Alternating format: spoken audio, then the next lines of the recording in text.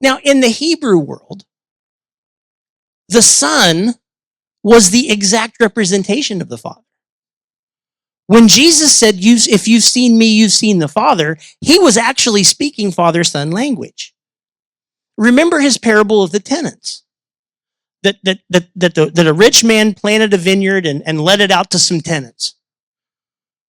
And he would send, every once in a while, he would send a representative to collect what he was due. And some they beat, some they treated him terribly. So finally he said, I'll send my son. They'll respect my son. Why? Because the son in that culture is the exact representation of his father. The Christian view of heaven and hell and the afterlife grew in years, grew over time. Abraham did not have that. Abraham's idea of eternal life was to do what? He would have children. Your children were the extension of your life. And he was so distraught that he was an old man and had no child.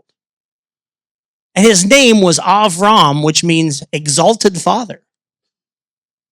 Can you imagine that? He walks down the street. Hey, what's your name? Avram. Exalted father. How many kids do you have? None.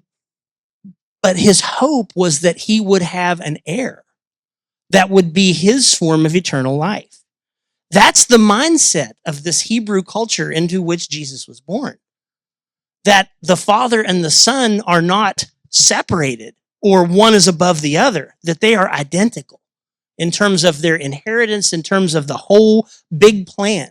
When God portioned out the land in Joshua,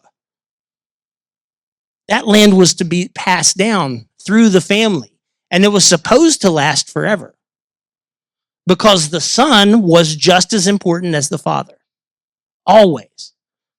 That's a Western intrusion on the biblical mind because the Son is equal to the Father.